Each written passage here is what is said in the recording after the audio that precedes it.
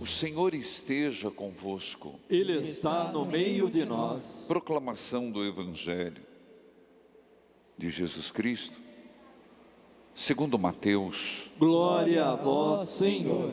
Naquele tempo, disse Jesus a seus discípulos esta parábola: o reino dos céus é como a história do patrão que saiu de madrugada para contratar trabalhadores para a sua vinha.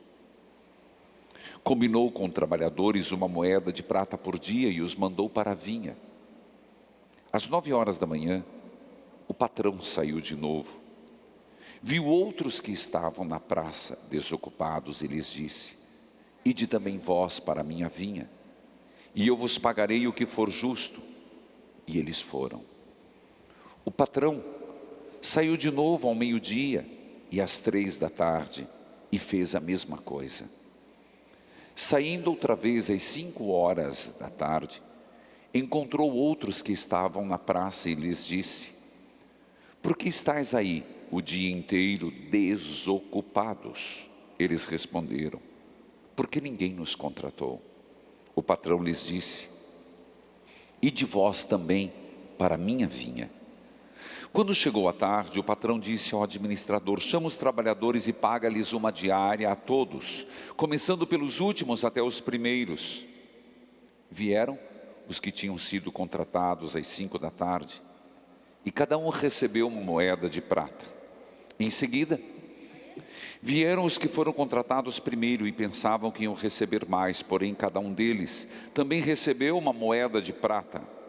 Ao receberem o pagamento, começaram a resmungar contra o patrão: esses últimos trabalharam 1 hora só, e tu os igualastes a nós, que suportamos o cansaço e o calor do dia inteiro. Então o patrão disse a um deles: amigo, eu não fui injusto contigo. Não combinamos uma moeda de prata? Toma o que é teu, volta para casa. Eu quero dar a este que foi contratado por último o mesmo que dei a ti. Por acaso não tenho o direito de fazer o que eu quero com aquilo que me pertence? Ou estás com inveja porque estou sendo bom? Assim, os últimos serão os primeiros, e os primeiros serão os últimos. Palavra da salvação. Glória a vós, Senhor. Que a palavra de Deus perdoe os nossos pecados. Amém. Amados filhos e filhas, estamos aqui neste santuário, estamos clamando aquela que é a padroeira das Américas. Estamos pedindo a Nossa Senhora, que apareceu em Guadalupe, graças e bênçãos sobre nós, sobre o mundo inteiro. Pedimos pelo mundo inteiro, na situação que vivemos, que estamos vendo no Afeganistão, no Haiti, no Brasil, com a pandemia e todas as situações difíceis, que Nossa Senhora interceda nesta realidade.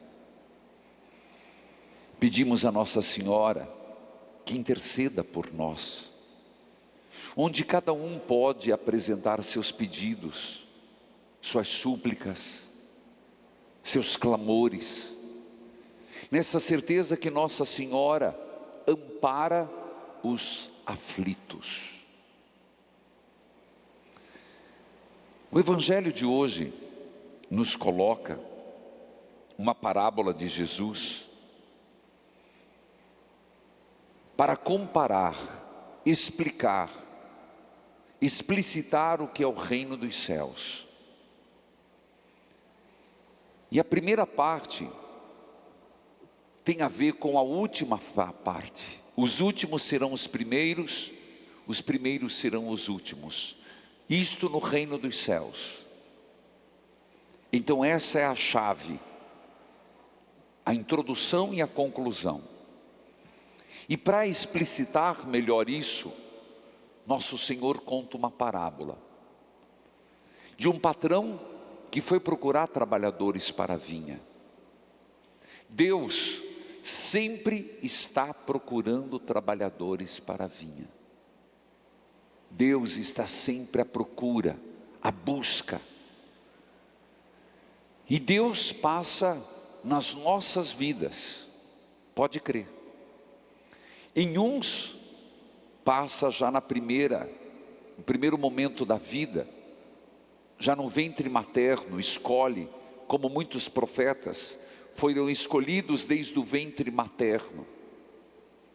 Outros na infância, outros na juventude, outros na fase adulta, outros já na idade avançada. Mas não importa. O que a liturgia quer hoje, o Evangelho dizer, que o Senhor sempre está passando, chamando, convidando. Segundo ponto, que o Senhor está dizendo que no reino de Deus, na sua messe, no seu reino, na sua vinha, sempre ainda é tempo de trabalhar. E o Senhor está sempre disposto. Esse primeiro aspecto nos mostra uma qualidade do patrão. E falando do patrão, está falando de Deus. Está falando que Deus é sempre assim. Ele nunca se esgota, Ele nunca se cansa. Ele é itinerante.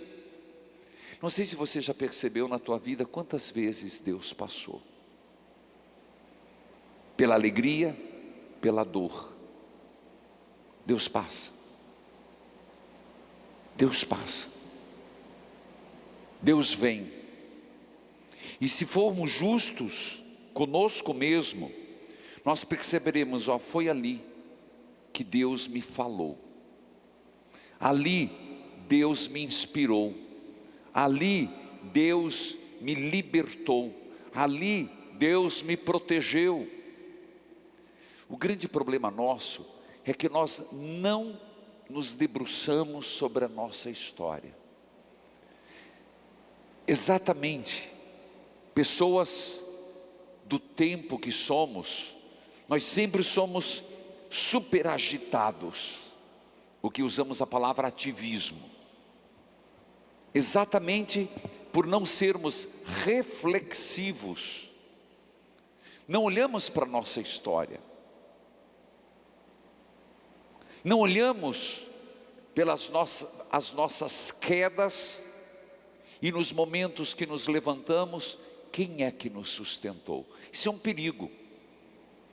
Quando eu proponho para amanhã, depois de amanhã, a live Família, onde nasce a nossa história, tem um propósito. Um dos propósitos, você sabe que é rezar pela árvore genealógica. Mas o outro é que alguém olhe para a sua família. Veja os percalços, veja as pedras, mas veja o quanto superou, onde você esteve e onde você está.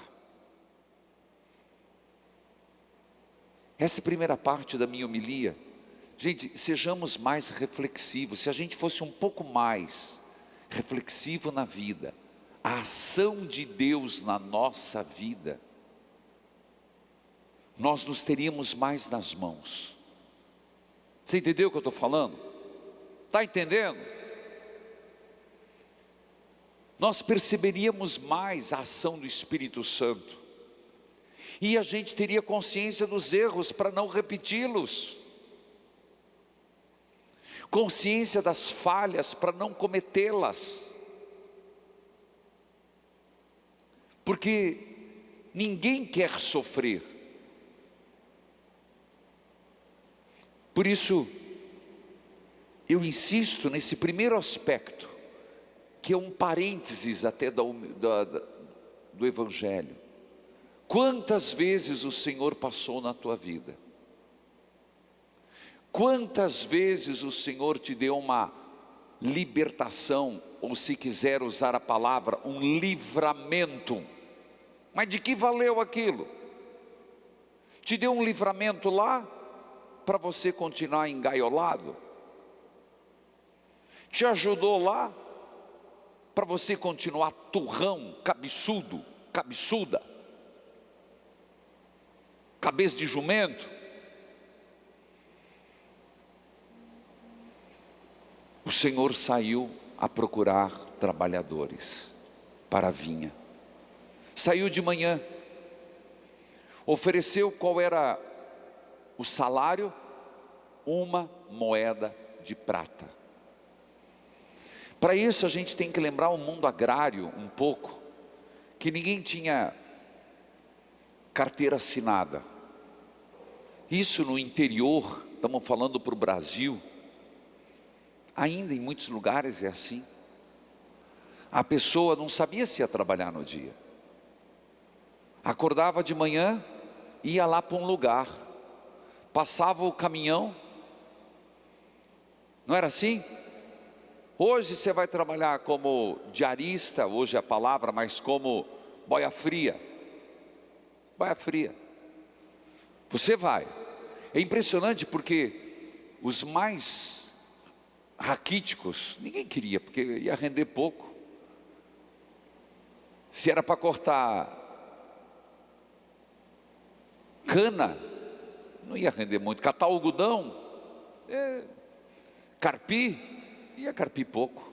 Então ia pegar os mais robustos, os melhores, os mais novos. Isso é um problema até hoje. Hoje só mudou. Mas depois de uma certa idade, meu filho, a mesma coisa acontece para você pedir um trabalho. Você pode ter um currículo bom, você pode ter um histórico bom. Qual a tua idade? 40, 50, 52 anos. Não. Nós vamos ligar. Liga nunca. O mundo está muito seletivo. Lá também era seletivo. Mas é impressionante que esse Deus, Ele passou de manhã, mas Ele não parou aí. Ele foi buscar a segunda leva, às 9. Foi buscar a terceira leva, ao meio-dia. Foi buscar a quarta leva. Nessa quarta leva só devia ter gente mais franzina. Vamos usar essa palavra. 5 horas da tarde. Faltava 1 hora, 6 horas já escurecia, já não trabalhava. Mas o impressionante de Deus é que Ele oferece o mesmo salário. Percebe outra lógica de Deus? Se fôssemos nós, vamos calcular, se era 1 moeda de prata, ao meio-dia seria meia moeda de prata. Se fosse às 5 da tarde, seria, sei lá, 1/10 da moeda de prata. Deus não, é 1 moeda de prata. Deus é generoso. Então esse evangelho é mostrar exatamente a bondade de Deus. E ao mesmo tempo nunca é tarde para Deus. Põe na tua cabeça, nunca é tarde para mim. Para minha conversão. Começou a entender? Nunca é tarde para sair do erro. Nunca é tarde para sair do pecado. Nunca é tarde para nos tornarmos uma pessoa melhor. Nunca é tarde para trabalhar na messe. Nunca é tarde. Para Deus nunca é tarde, mas para a natureza às vezes é tarde. Isso é uma verdade também. Para o outro às vezes é tarde. Às vezes você fica tão tinhoso e acaba causando tanto sofrimento que a outra pessoa se cansa.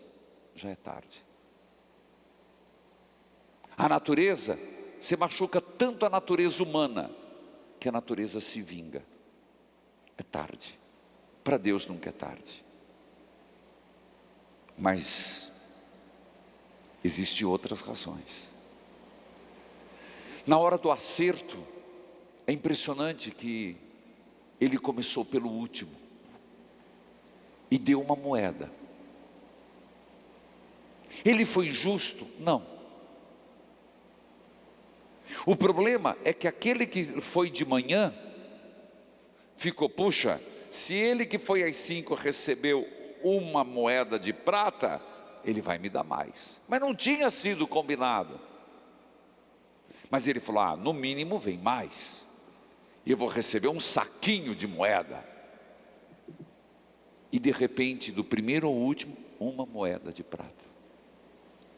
Filhos, alguém pode pensar assim: eu que a vida inteira trabalhei na igreja, eu que a vida inteira fui um bom cristão, fui dizimista, fui associado da obra evangelizar, ajudei a obra evangelizar, eu tenho um pedacinho melhor no céu. No céu, aí eu acho que eu vou ter não vou ter um casebre para morar não, acho que Deus vai me dar uma casa melhor, uns 2 quartos, às vezes pensando uma casa melhor ainda. Mas não, o céu é igual para todos, porque o céu é a plenitude da vida. Mas aí alguém vai dizer, mas e o outro lá no final da vida se converteu e vai ter o céu? Ora, não entendemos que ter estado com Deus a vida inteira já é um céu. Ter a vida inteira tido a presença de Deus, a graça de Nossa Senhora, nas nossas lutas, nas nossas buscas, nas nossas batalhas, já é um céu. Que conviver com Deus a vida inteira já é o mérito. É isso que o Evangelho nos ensina. Que hoje, nós já somos agraciados por ter Deus na vida. Nós já somos iluminados por nas nossas batalhas, ter Deus que luta a nosso favor. Já somos felizes por ter Nossa Senhora como mãe. Pare para pensar, o dissabor de uma pessoa que não tem mãe. Tem, mas a mãe abandonou. Teve, ou a mãe morreu, deixando órfão. Como fica faltando alguma coisa. Na vida essa presença materna não teve. Assim é alguém que a vida inteira passa sem Deus. Como se tivesse faltando alguém da família, um pai e uma mãe. Por isso, meus irmãos, essa liturgia nos faz olhar para esse coração grande de Deus e generoso, incansável na busca do ser humano. Mas faz olhar para nós, nas passagens de Deus na nossa vida, e a graça de quanto mais melhor ter uma vida vivida em Deus. Hoje também se celebra Santa Helena, e eu gostaria de contar um pouco a história de Santa Helena, porque às vezes nós achamos que não é importante, desculpe, e não tire do contexto que eu estou falando, que os poderosos se convertam. Hoje nós vivemos uma situação no Brasil, e de virtude da polarização, em virtude de muitos problemas que nós estamos tendo, que a gente tem uma certa aversão, tudo que é político, uma certa aversão a tudo o que diz respeito a governantes. Mas não pode ser assim. Eu não estou falando, eu só faço um parênteses, nem A, nem B, nem C. Você está entendendo o que eu estou falando? Mas não pode ser assim. Falo porque esse ano não é de eleição. Se não está bom do jeito que está, A igreja sempre estimula. Cadê os católicos lá? Cadê os católicos neste mundo onde as decisões são tomadas?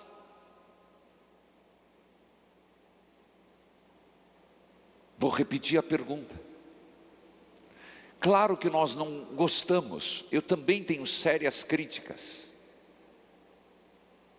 Claro que nós olhamos de modo geral e precisaria mudança, mas quem vai fazer essa mudança? Não são pessoas de bem? Aí você vai dizer, mas entra lá, se corrompe, entra lá, filho, e por causa disso eu vou cruzar os braços e dizer, dane-se. Vou cruzar os braços e dizer, não quero saber disso. Voto em branco para tudo. Não é assim. Não é assim que funciona. Não é assim que deveria ser. Porque nós não somos chamados a ser sal da terra e luz do mundo. E se nós nos esquivarmos destes lugares, outros não ocuparão.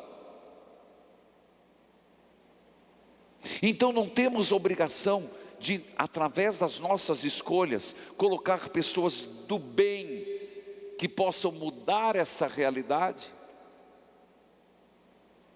Gente, isso é uma visão política, geopolítica.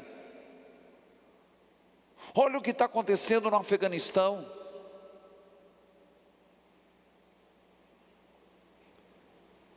Puxei esse assunto porque eu tenho muito medo dessa aversão. Essa aversão aonde são tomadas as decisões. Alguém vai tomá-las. Está entendendo isso? Alguém vai fazer escolha. Que sejam pessoas iluminadas, que sejam pessoas do bem. Santa Mônica era uma plebeia. Plebeia. Plebeia quer dizer alguém que não tinha nada de nobreza. Ela muito cedo, uma família pobre, se namorou depois de um procônsul. Procônsul. Não era muito importante procônsul, Constâncio. E se casaram. Tiveram um filho, Constantino. Escute essa história. A gente tem que aprender com a história. O problema é que havia Maximiano, que era o imperador de Roma. Ele acabou escolhendo Constâncio, o marido da plebeia Helena, para ser o seu sucessor em Roma. Só que os nobres não aceitavam casamento de nobre com plebeia. E esse imperador falou assim, para você ser meu sucessor, renuncio àquele casamento com a plebeia Helena e volta para Roma. E ele fez isso. Só que quando ele veio, ele trouxe o filho de Helena, que ele teve com Helena, e foi para Roma. Casou de novo e se tornou imperador. Quando morreu Maximiano, ficou o filho Constantino, que assim que o pai morreu, mandou chamar a mãe, Helena. Eles tinham ficado separados 14 anos, mãe e filho. Helena veio para a corte de Roma, inteligentíssima,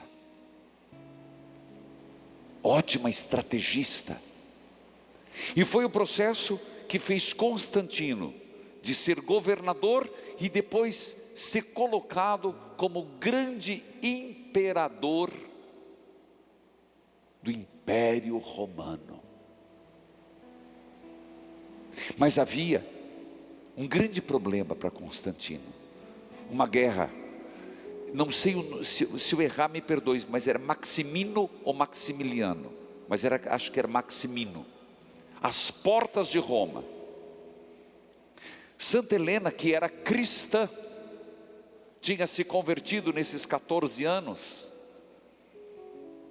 falava para Constantino sobre o cristianismo, falava para o seu filho que não era cristão.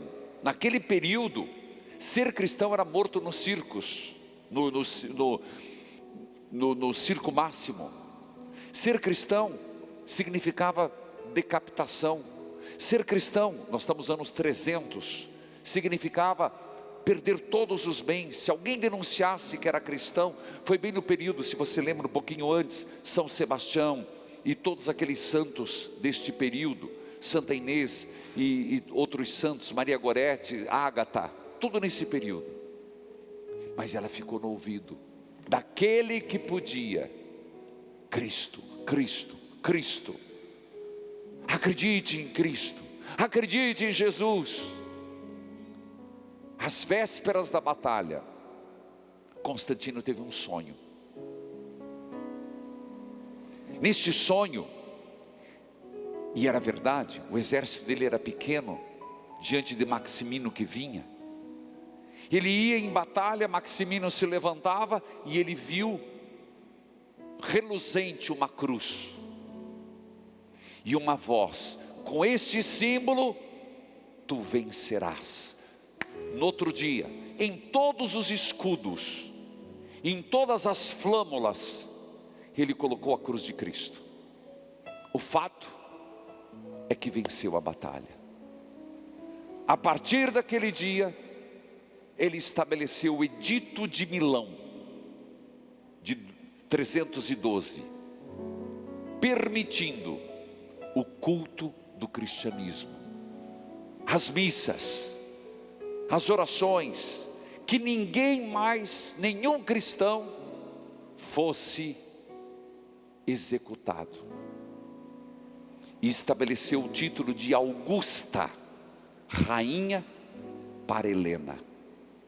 Helena aproveitou o momento e construiu igrejas, monastérios, aproveitou o momento e deu liberdade ao culto cristão. Já idosa, ela pediu e foi fazer uma peregrinação na Terra Santa. Lembremos que a Terra Santa estava arrasada, porque tinham entrado várias invasões e todos os lugares santos haviam sido destruídos. E ela, em base a um diário, foi procurando os lugares santos.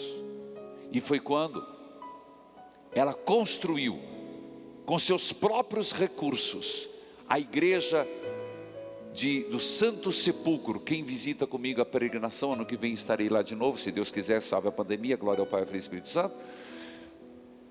A igreja do Santo Sepulcro e a igreja da Natividade. Veja lá, até hoje. Foi ela, com o bispo Macário de Jerusalém, foram atrás das relíquias de Jesus. E depois de muitas escavações, encontraram 3 cruzes. Não sabiam qual era Cristo, de Cristo. E foi quando trouxeram uma agonizante, uma mulher que morria. Quem cita isso é Santo Ambrósio, nas suas homilias. E que quando aquela agonizante tocou numa cruz, não melhorou. Tocou na segunda, não melhorou. Tocou na terceira, ficou curada. Era a cruz de Cristo. Santa Helena, que também descobriu os cravos da cruz de Cristo, procurou e trouxe para Roma. Eu visitei a escada de Pilatos, eu inclusive subi de joelhos. Tem um padre em missão por aí. Portanto, meus irmãos, eu gosto de lembrar essas histórias, que é da nossa tradição. Se o mundo hoje, o Ocidente não é islâmico, Graças a Deus e graças a essa mulher e Constantino. Se nós não estamos vivendo esta situação, se hoje nós podemos professar a nossa fé, se o Ocidente é católico, cristão, é porque alguém decidiu. Você entende o que eu falei sobre decisões?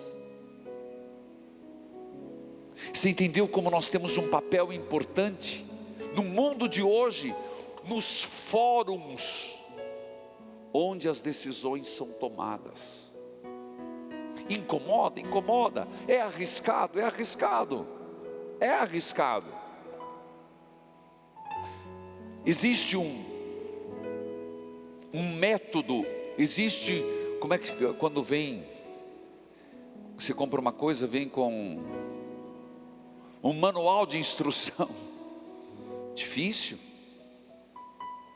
mas aí nós precisamos do Espírito Santo da ousadia, o Espírito Santo do discernimento.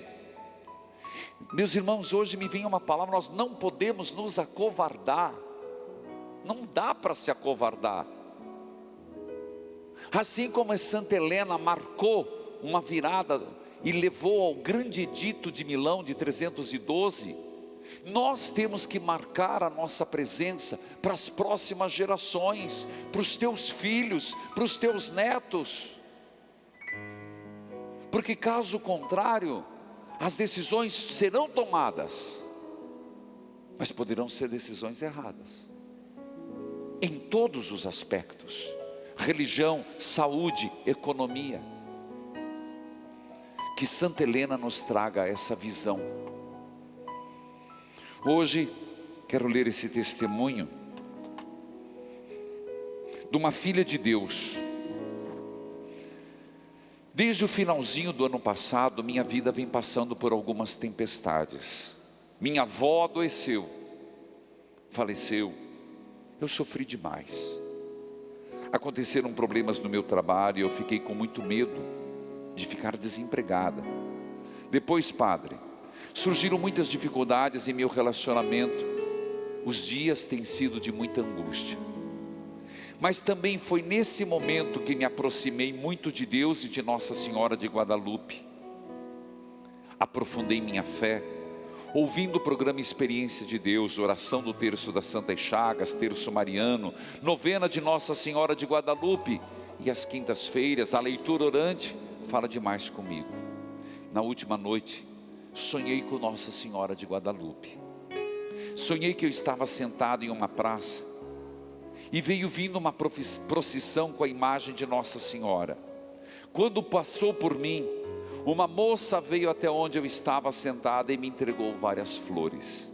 Padre, minha graça ainda não veio, mas considero este sonho um sinal de Nossa Senhora, como se quisesse dizer: eu estou ao seu lado, tuas orações estão chegando a Deus. Apesar dos dias difíceis, agradeço, porque eu tenho aprofundado muito a minha fé, e sinto a cada dia a presença de Deus. Obrigado, Padre, pela evangelização, Deus abençoe. Uma filha de Deus, Carmo do Rio Claro, Minas Gerais. Uma salva de palmas a Nossa Senhora. Nada me entristeça, nada me preocupe, se estou no teu olhar, docemente guarda